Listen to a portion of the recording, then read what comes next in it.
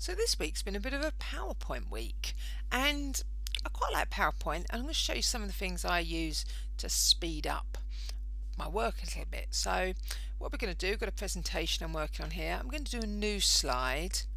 Little tip here, and we talk about this on my courses. The new slide button in PowerPoint is actually two buttons. So the lower half, this part, will give you a choice of layouts. The top half will give you either the standard layout or the layout you've just used. So let me show you the difference. If I click on the top part of the button, it gives me the standard layout. If I click on the lower part, there we go, I can choose which one I want. So I might choose a title only or blank.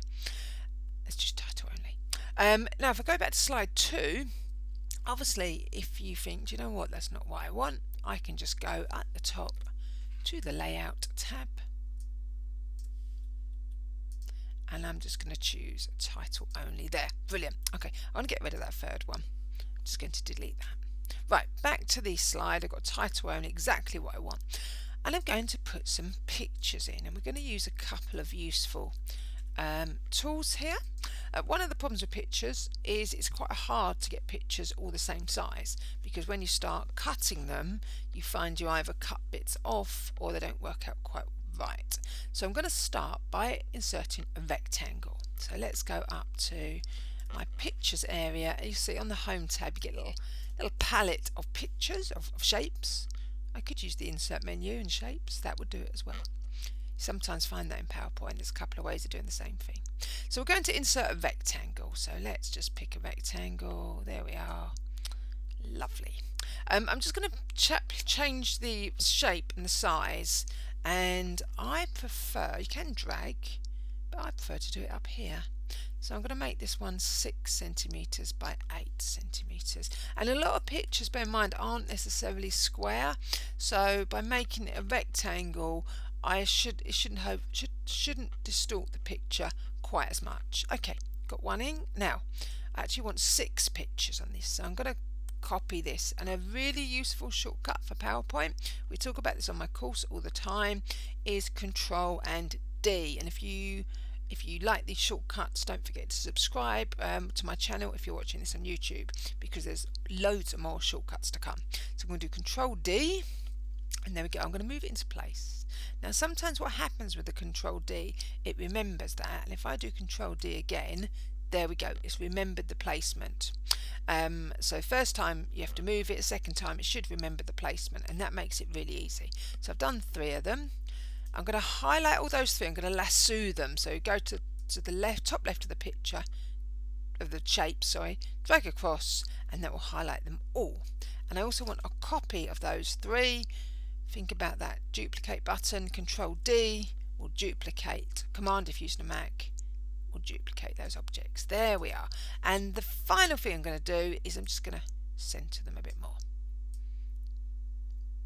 There we are. That looks a lot better. Okay, so we've got my pictures in, and I'm going to show you how I can get a shape, the picture inside the shape, because we're starting with the shape first. So I'd like you to point on the first shape, right click, come right down the bottom of the menu, go to Format Shape. This opens up a pane on the right hand side. I'll just do a big arrow so you can see what I'm talking about over here. Okay, and you need to make sure that you've got fill selected. So you've got the paint pot selected there, and underneath that fill. It might bring that up automatically.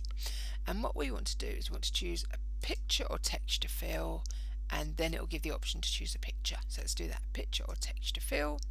It's come up with one I've used recently. If I go to insert, I can go to stock images, or you can do from a file. Let's go stock. Okay, and then it gives me loads of pictures. I could at the top type in a subject if I was looking for a particular subject, but I've got plenty to choose from here. So let's choose one of these pictures, and let's choose one of the cats. There we go. So this works much better with a rectangle. If you do a square, sometimes it can squash the picture up because it's changing the shape of the picture to fit your shape. Right, let's do another one. So we're going to click on the second shape, click on picture. It picks the the one I used last. You do insert stock images. Okay, and then you just find the image you want. I'm sorry, there are too many here for me to choose from. Let's go for these ballet dancers.